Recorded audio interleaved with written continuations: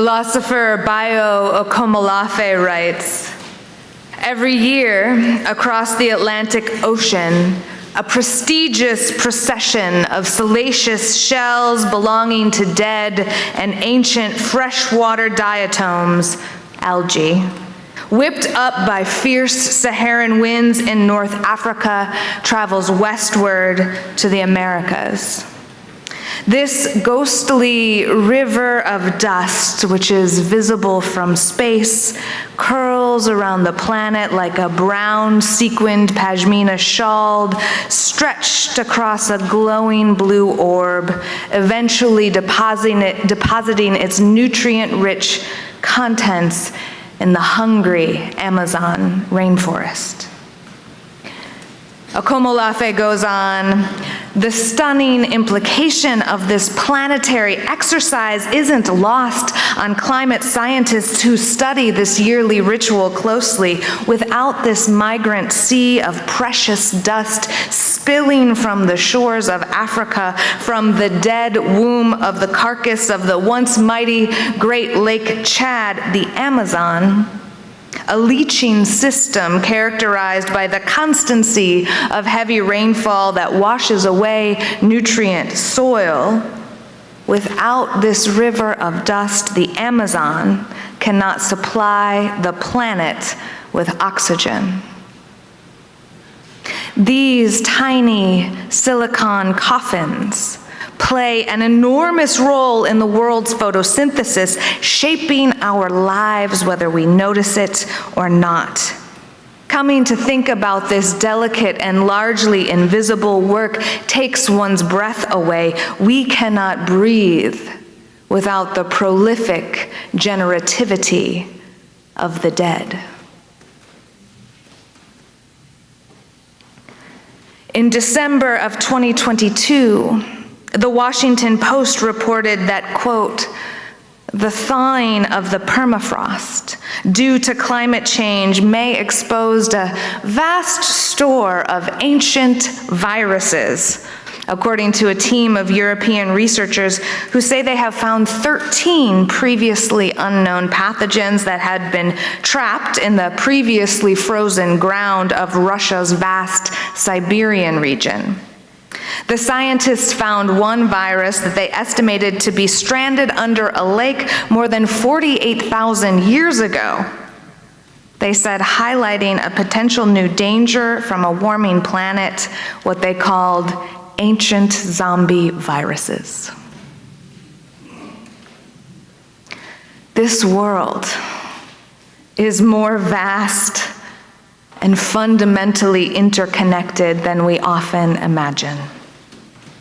Every ecosystem, every human system, every species, from the dust of the dead swirling across the Atlantic to fertilize the trees that help us all breathe, to the ancient zombie viruses buried deep in the Siberian permafrost, we are one system, one living, breathing being of beings. As much as the quarks moving inside of my body are interconnected in one being I cannot imagine they understand, we are all cells of this living earth. And on this living earth, climate change is happening now. In 2018, we had a 1,000-year flood in southeast Wisconsin when in 15 days it rained a usual 6 months of water. Last summer, we had days when we couldn't go outside because the air wasn't safe to breathe due to Canadian wildfires.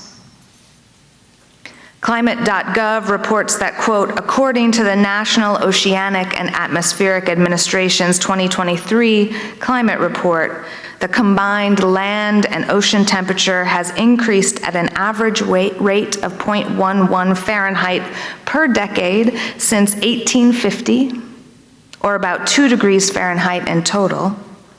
But the rate of warming since 1982 is more than 3 times as fast as that, or 0.36 degrees Fahrenheit per decade. Climate change. emotional. It's terrifying. It's grief-inducing. And it feels really, really big and maybe even overwhelming.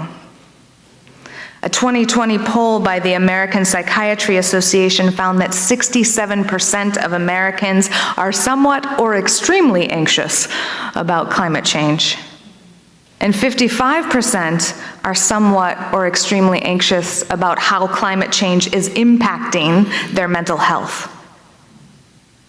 Understandably, those numbers increase in the younger generations.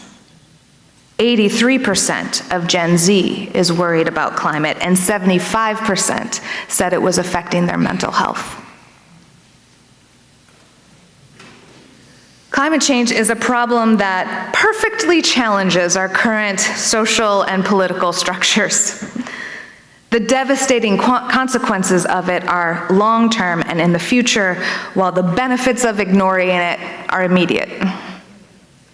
Even more, addressing it requires unprecedented human cooperation at every level, from local to global. In logic terms, it's what's called the prisoner's dilemma. In political science terms, it's called the tragedy of the commons. Sometimes knowing this makes me feel frustration verging on despair. But the other side of the exact same coin of knowing calls me back to my spiritual center.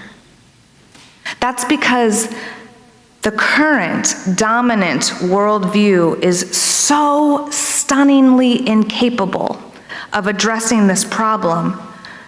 The problem requires us as humanity to change our worldview, to evolve to seeing and knowing our interdependence with one another and all of life, and then acting on that knowing. That's what it will take for us to survive. The environmental lawyer and law professor and co-founder of the Natural Resources Defense Council, Gus Speth, wrote, "I used to think that the top environmental problems were biodiversity loss, ecosystem collapse, and climate change. I thought that with 30 years of good science, we could address those problems. But I was wrong. The top environmental problems are selfishness, greed, and apathy. And to deal with those, we need a spiritual and a cultural transformation, and we scientists don't know how to do that." But guess what, y'all? We do! That is literally what we are here in spiritual community for. That is our work, and it is our practice. Preventing more climate change, saving what we can still save, these are spiritual problems. They are not technical problems. In fact, we have the technology right now, today, to transform the energy economy to one that is completely carbon-free. 2 years ago, Rebecca Solnit summarized the Carbon Tracker's report on solar and wind energy thusly: "In sum, current technology could produce 100 times as much electricity from solar and wind as current global demand. Prices on solar continued to drop rapidly and dramatically, and the land required to produce all of this energy would take less than what is currently given to fossil fuels." We already have what we need. We already have what we need to do this thing, both technically and economically. What we need now is the political and therefore the spiritual will to do it.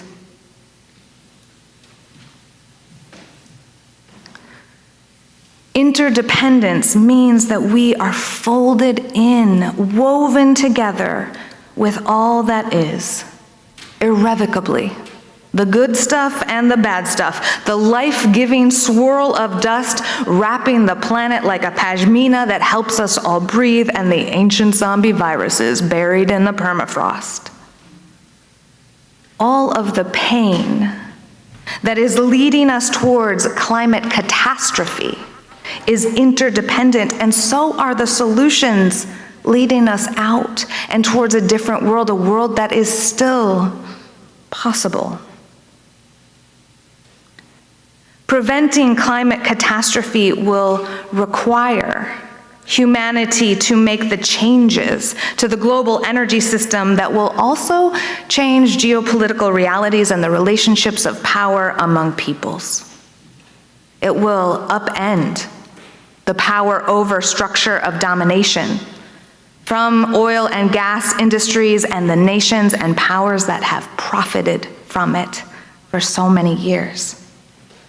In parallel, making the changes that we need to prevent climate catastrophe requires us to change geopolitical realities through demilitarizing the planet.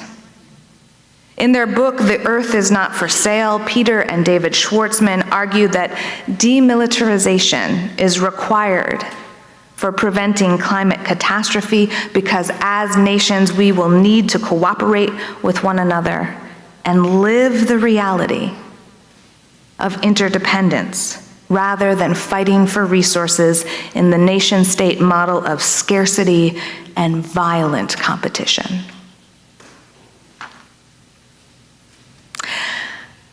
Now, geopolitical will and rearranging the geopolitical order feels just as big and overwhelming as climate change. Most of us don't have the influence to change the relationship among nation states, or even to draw down the United States military's astronomical levels of spending. But the real issues here, again, are greed and selfishness, apathy and fear. And that work is ours to do. Humanity is in a values struggle where we get to decide if we are in a nation versus nation, us versus them battle, or if we are all interconnected and have to work together in order to survive as one being of beings. The deep irony of all those propaganda movies and TV shows where the good guys battle the bad guys in an epic showdown of survival is that the real epic showdown of survival is choosing, understanding, interdependence, realizing that there actually is no us and them. There is only all of us. Truly, we must understand that we are all Palestinians. We are all mothers in the Sudan. We are all immigrants and refugees. We are all trans women of color. We are all endangered species, buffalo, sea lion, human. As big as these issues feel, our work on them is right here at home. It begins in our own bodies, settling our nervous systems and returning again and returning again and returning again to the center of our spiritual values.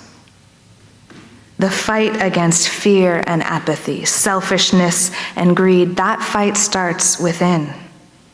It's a spiritual struggle, and it requires us to return to compassion rather than greed, to community rather than selfishness, to solidarity rather than apathy, and to connection rather than fear. In this spiritual community, we practice returning to those values together. We practice resisting the temptations of selfishness and greed. We call ourselves and each other back when we dabble in fear and apathy, reminding one another that, yes, we do care. Yes, it does matter. Now is not the time to be afraid.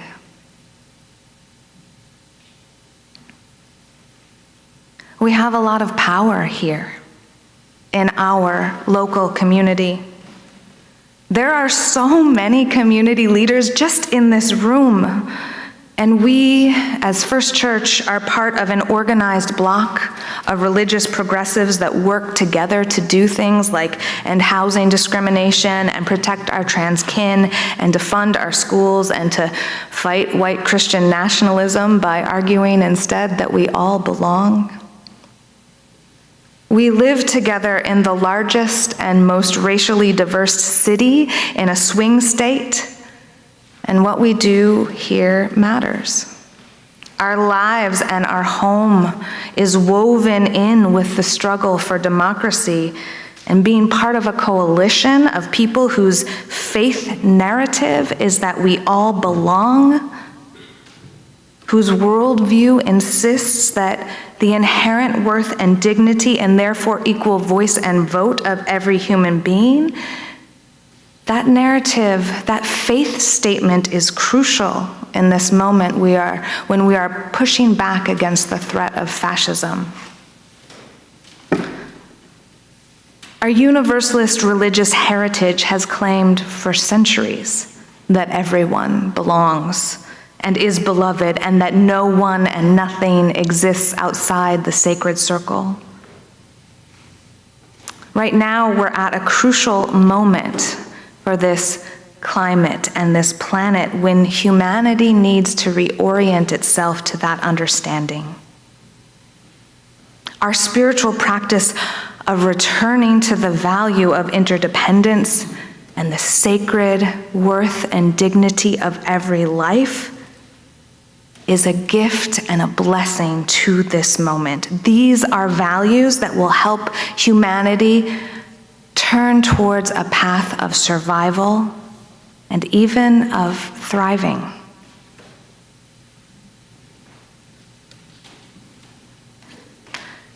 In December of 2022, after decades of environmental justice leadership and campaigning, Los Angeles voted to end new oil and gas drilling in LA and to phase out existing oil drilling. Existing oil wells in LA are disproportionately located in Black and Latinx communities. Those wells have contributed to massive air pollution, making it harder to breathe in those communities, increasing respiratory conditions and preterm births. Black and Latinx communities living near oil wells in South A and Wilmington organized. They led the fight to ban new drilling and shut down current wells from the position of their sacred humanity.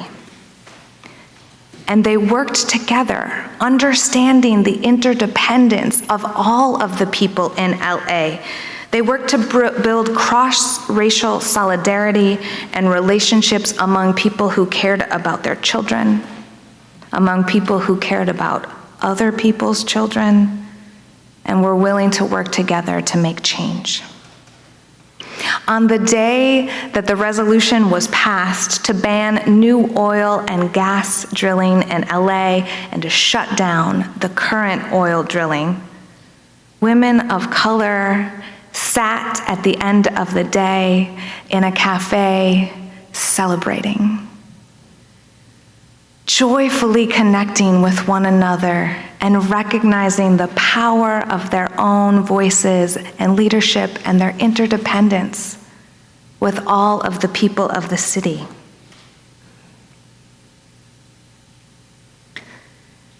It takes just 3.5% of a population to resist for a movement to succeed.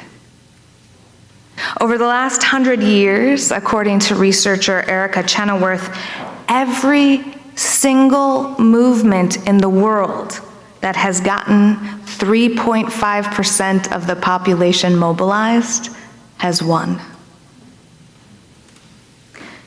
3.5% of this congregation is 23 people. 3.5% of Milwaukee is 20,000 people. 3.5% of Wisconsin is 200,000 people. Our city itself contains more than 10% of the population of this state. You are more powerful than you think. You live in the largest, most racially diverse city in a swing state, in an election year when we are battling for our values and for democracy itself. And you are also embedded in a community of practice that returns you and all of us again to the values that will save us: interdependence, compassion, connection, generosity. Today in coffee hour, the Earth Justice Ministry will be writing postcards to environmental voters, reminding them that voting matters to the things they care about. I invite you to take a moment and write a postcard to someone.